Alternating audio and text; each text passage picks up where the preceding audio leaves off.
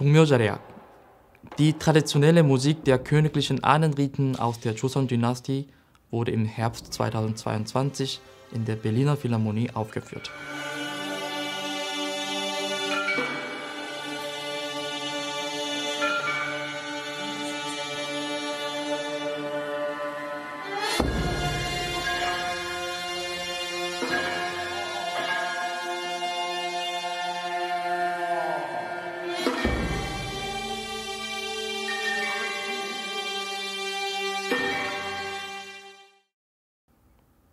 Die Aufführung wurde von der Botschaft der Republik Korea und dem Koreanischen Kulturzentrum in Deutschland gemeinsam organisiert und hat dort großen Anklang gefunden. Nicht nur um den kulturellen Austausch kümmert sich die diplomatische Vertretung in Berlin. Sie spielt auch eine führende Rolle bei der Förderung des bilateralen Austausches in Bereichen wie Politik, Wirtschaft und Diplomatie.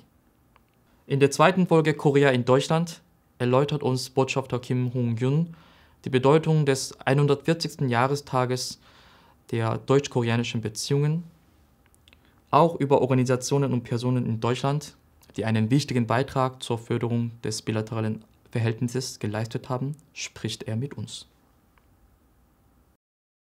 네, 한독수교 140주년을 기념하는 인터뷰에 응해주셔서 감사드립니다.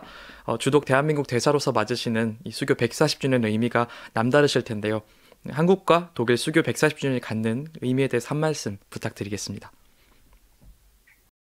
네, 한국과 독일이 1883년 외교관계를 수립한 지 어느새 140년이 지났습니다. 지난 140년간 한국과 독일 모두 많은 변화를 겪었지만 한 가지 변하지 않는 사실은 양국이 전통적인 우방국이자 가치 파트너로서 어려울 때 서로를 돕는 친구와 같이 긴밀히 협력해왔다는 점입니다. 양국 간의 깊은 우정을 보여주는 상징적인 사례가 1960년, 70년대 독일에 파견된 우리의 광부와 간호사들입니다.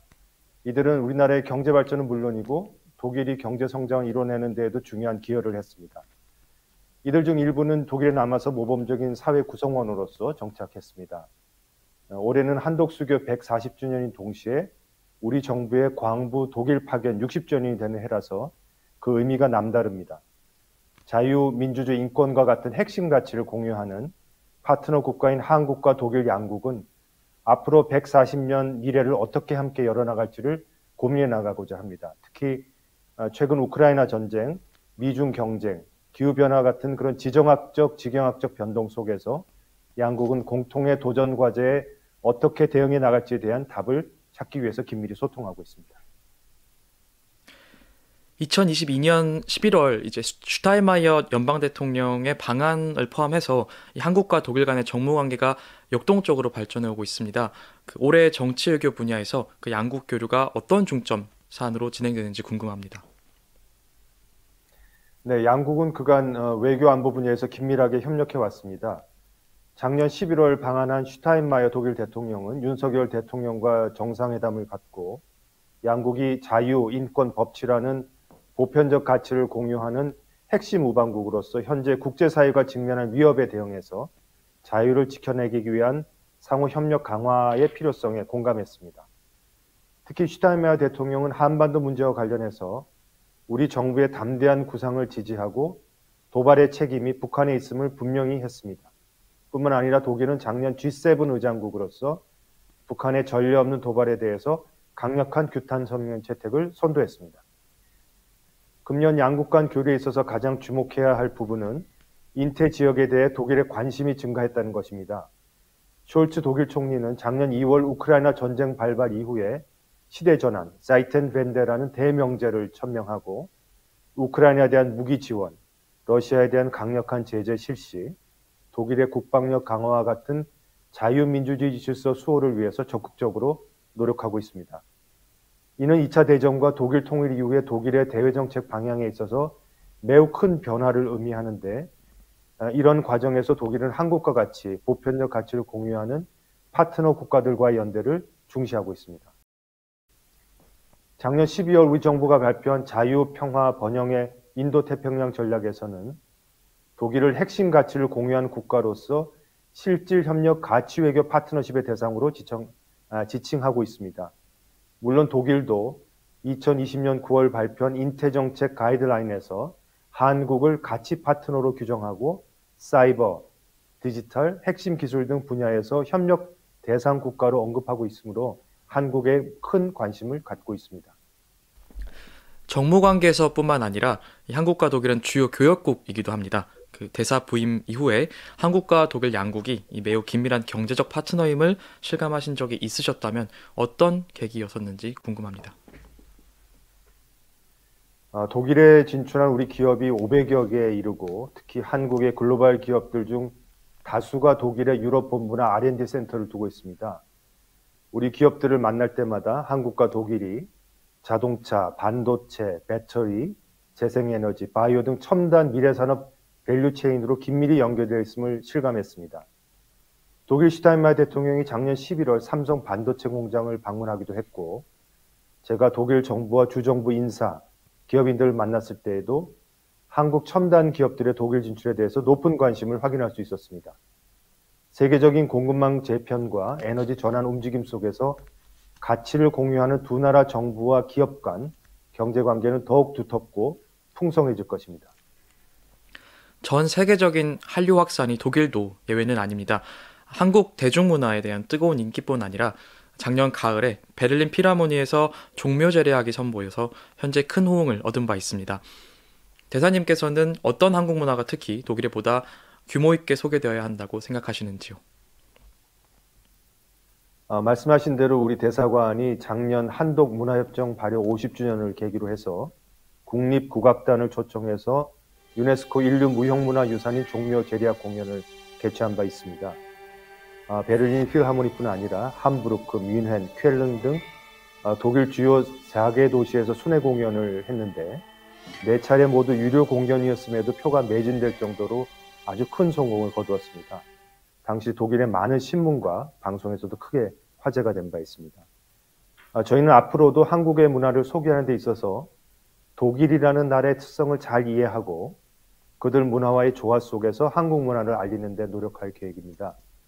특히 클래식과 문학의 나라로 대표되는 독일의 국민들은 문화적 소양이 풍부하고 깊이가 있으면서도 다른 나라의 전통 문화에도 많은 관심을 지니는 경향이 있습니다. 이런 점에 착안해서 우리 대사관은 기존의 K-팝이나 드라마, 영화와 같은 그런 대표 한류 콘텐츠를 지속적으로 소개해 나가는 것과 함께 우리의 전통 음악과 특색 있는 문화를 보다 중점적으로 소개해서 한국 문화의 다양한 강점을 널리 알려나갈 계획입니다. 한독 140주년을 기념하여 주독 한국 대사관과 주한 독일 대사관이 함께 공모를 통해서 기념 로고를 제작하였습니다. 이 로고가 140이라는 숫자로 형상화된 그런 사람의 얼굴, 옆모습으로 보이는데요. 이번 기획 인터뷰 시리즈 조선과 덕국 한국과 독일로도 140년 동안의 한독 교류의 중심에 항상 헌신적이고 열성적으로 활약한 인물들이 있음을 조명하는 것이 기획 의도입니다. 한독 교류에 있어 주목할 만한 독일 내 단체 또는 인물이 있다면 소개 부탁드리겠습니다. 네, 제가 지금 이 140주년 로고가 들어가 있는 이 배지를 달고 있는데요. 양국 대사관이 함께 채택한 이 140주년 로고는 양국이 한 곳을 보면서 같이 웃는 모습을 의윤화한 것입니다. 양국이 특히 어려울 때 서로 진정한 친구가 되어준 그런 우정을 잘 상징하고 있습니다.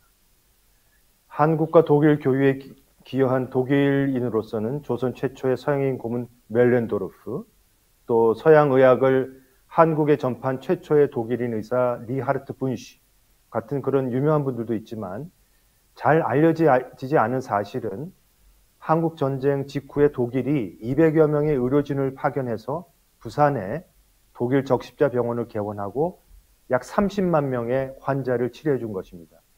우리 정부는 이분들의 공로와 기여를 인정하고 지금도 감사의 마음을 전하면서 그 업적을 기리고 있습니다. 우리 대사관은 지난 140년간 한독 교류에 있어서 주목할 만한 인물들과 사건들을 한눈에 볼 수 있는 특별전은 오는 6월 요서 깊은 베를린 시청사에서 개최합니다.